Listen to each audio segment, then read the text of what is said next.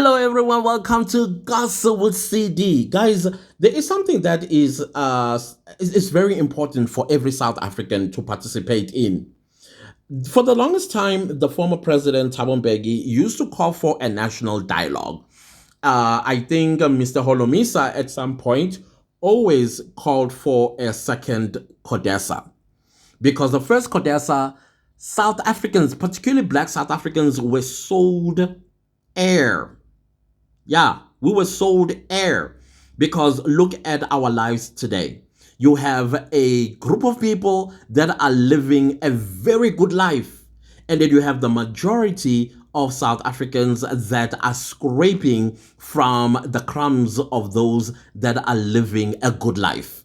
And now, and I've also said a number of times in some of my YouTube channels that we need a national dialogue. We need to sit down and fix what was destroyed at Codesa. I mean, look at the time when Codesa was taking place. It was early 90s. I think it was 1990 all the way to about 1993 or something like that, where the interim constitution was also drafted, right? And if you look at the side that lied to South Africans, these were your white, educated apartheid leaders against black ANC, IFP, and whoever else that was there at the time who were products of Bantu education. So you had critical thinkers versus those that only thought not beyond their nose. And anything that was tabled by the apartheid leaders sounded good to to our leaders. And when I say our leaders, I'm talking about the black ones. And as a result, we got what we now experiencing today, a very big gap of inequality that is so obvious to anybody that lands in South Africa and traverse our land and see opulence right across it. When you throw a stone, you see absolute abject poverty. And you ask yourself, how? How is this even possible? So now, as I was reading through the newspapers online, I came across the Sunday Times article, which is headlined National Dialogue, Watershed or Waste of Time. Slash GNU is yet to stop South Africa's slide towards a failed state. Dash, Trump has South Africa in his sight this year. This one is very important to talk about, but I want to talk about it in a separate video because, yeah, I believe that Trump will have South Africa in his radar because in his first term, he cared less about Africa. And I think the reason why he's going to have South Africa in his sights this year is because of what transpired early 2024 with Israel, Palestine, and the International Criminal Court. That's my opinion. So anyways, this newspaper article came out today, which is the 8th of January 2025. At the time was 5 to 11 a.m. And I'm trying to find the journalist who wrote it. Oh, it's Mike Siluma. All right. National Dialogue, Watershed or Waste of Time. Let's read what the article is saying. It has Ramaphosa as the thumbnail or something like that. How should we regard the proposal national dialogue is a question. Could it be a watershed moment that in 2025 changes the way we engage to seek solutions to our myriad problems? Or could it turn out to be another feel-good kumbaya moment that fills us with euphoria only for it to be dashed by the hard realities of our divisive, narrow-minded political culture? Now, just to answer this question, I think it is going to be, at first, the attempt is going to fail. Why this attempt is going to fail is because you're going to have ANC who are the cause of this problem to begin with. And they are going to try their best to sound all smart which is going to agitate the Democratic Alliance, who will come to this national dialogue with one goal and one goal only in mind: to come and defend and protect the interests of white people. Because in this national dialogue, we are going to be talking about equality in its truest form, and that also include economic equality. And that is not a language that the DA, as well as FF Plus and AfriForum, Solidarity or Solidaridad or something, whatever they call themselves, are going to be appreciative of. Orania is not going to be happy because in this discussion, they are going to be discussed that South Africa belongs to all who live in it, as well as freedom of movement, which is enshrined in our constitution. So we cannot have a place like Orania moving about and excluding a different type of, especially indigenous people of the land. Yep. So that is going to be tabled in in this national dialogue. Also, you are going to have NGOs who are going to be protecting the interests of foreigners who are illegally in South Africa, and those that are also employed incorrectly at the expense of South Africans. So you're going to have a lot of resistance in this national dialogue. Now, who should conduct this national dialogue? I don't think that ANC, DA, in fact, political parties for that matter, should be part and parcel of this discussion. This should be a discussion among South Africans, purely South Africans, facilitated probably by a party that has no interests in this discussion. So it's neither going to be a feel-good kumbaya moment, nor it's going to be any type of euphoria or any success if we are going to have the Ramaphosas as panelists. Because you must remember, Ramaphosa is one of the architects of what is happening in South Africa today, because I believe he was one of the chief negotiators during CODESA. There is no way that we can allow this to be conducted and facilitated by them. The article continues to say, the concept of national dialogue has been kicked around in public discourse for some time. I remember since I was a teenager in high school, and I think I did write an essay about it at some point. Spurred by multiple and deepening crises facing the nation, plus the realization that, to paraphrase former President Thabo Mbeki, no single political party has answers to all of the country's problems. One of the strongest proponents of the dialogue, Mbeki, had called for greater citizen participation in charting the future. Absolutely what I'm saying. This is, by the way, Thabo Mbeki and I always had similar mindsets, in case you ever wondered. He and I always had. Yes, he has his flaws, had his flaws, and yes, he should be held accountable for those flaws because he should have known better as a president. I'm not going to defend him, but when it comes to a chain of thoughts, he and I have always noticed since I was in high school that this man, he is either I'm in his brain or he's in my brain, whichever way. All right. The article continues to say, inviting a broad range of South African interest groups should be relatively easy. Oh gosh. Alongside well-meaning patriots, there will be no shortage of self-serving bandwagoners wanting to climb on board for personal gain or prestige. They will. The DA will go even as far as going to the Constitutional Court. Yeah, as far as the... And then you're going to have Julius Malema as well, who would want to act like a hero. So, no, I'm sorry. This should be purely amongst citizens to citizens. No organizations, no establishments that are going to come there and dilute what is supposed to be a good thing for the people of South Africa.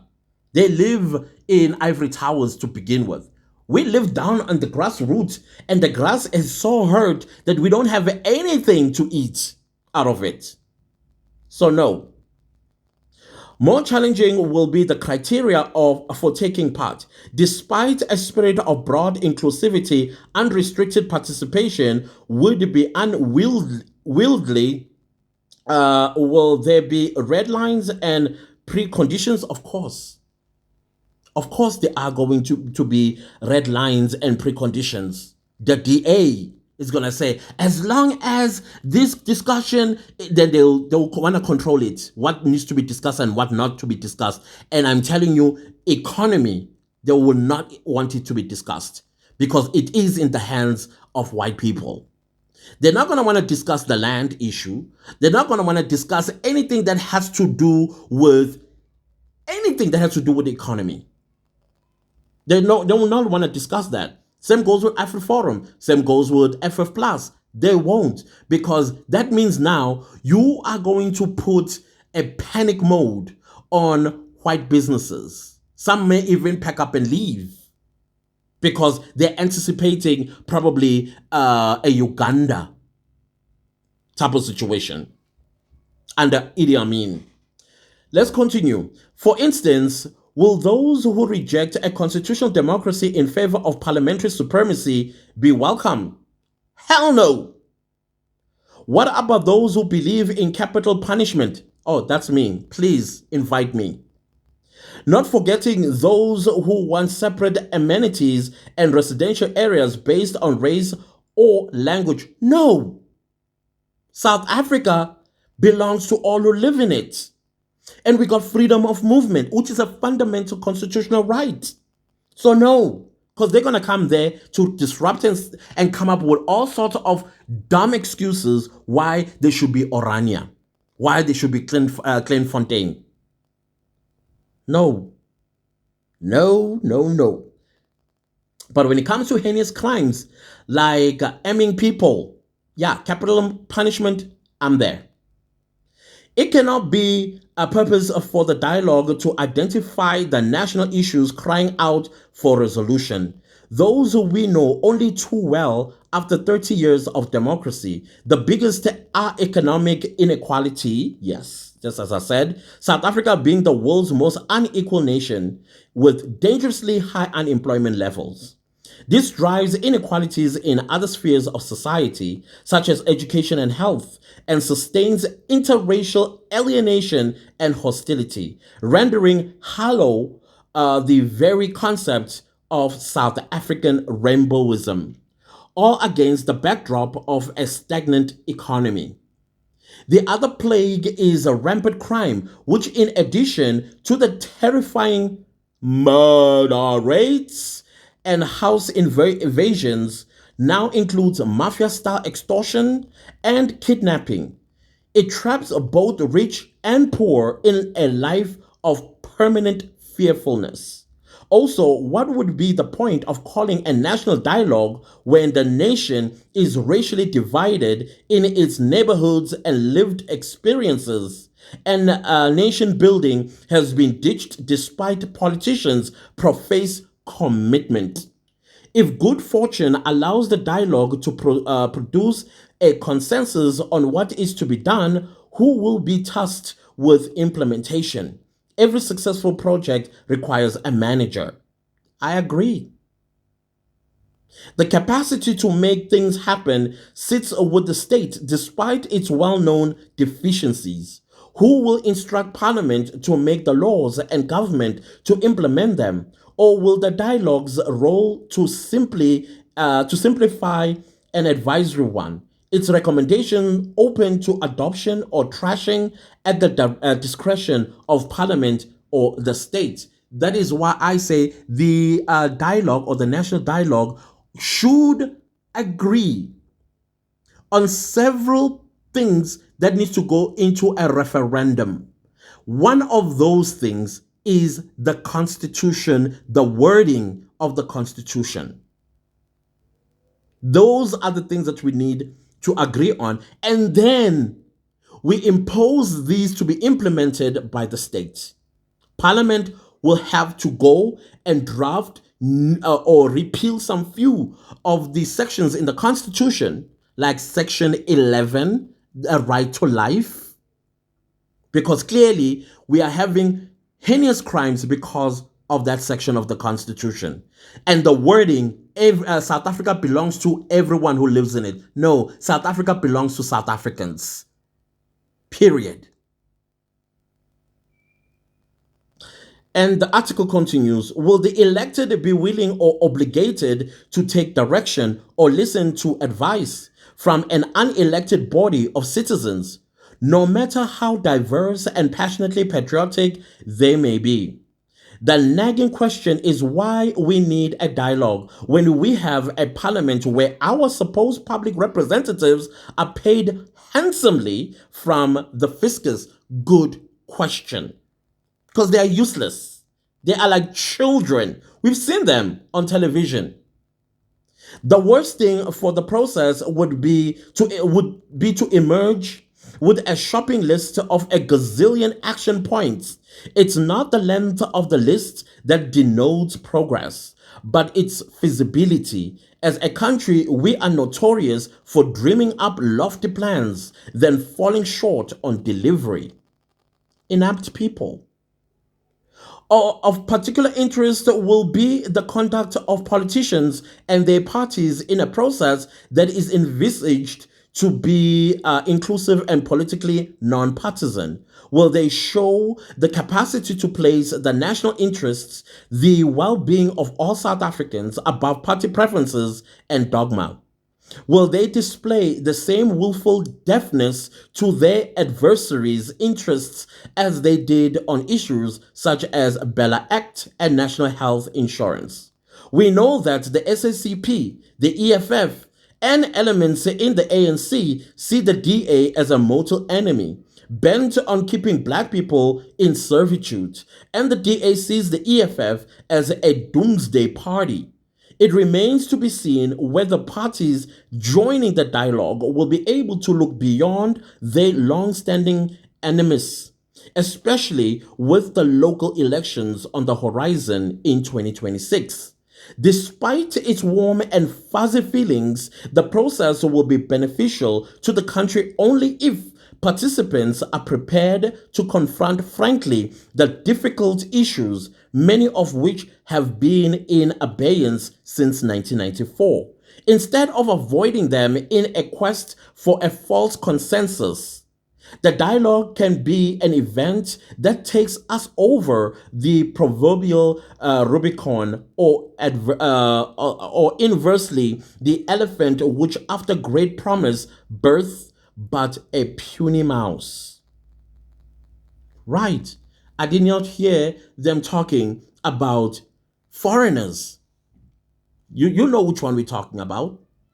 But I do see they're talking about crimes which often associated with our undesired visitors.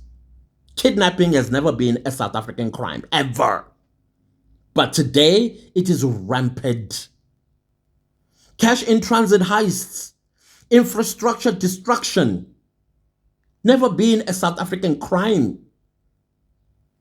But today, it is rampant. Our hospitals are filled to the brim with non-South Africans.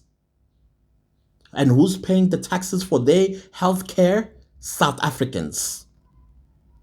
So all of these things need to be discussed, fellow South Africans. We cannot ignore this.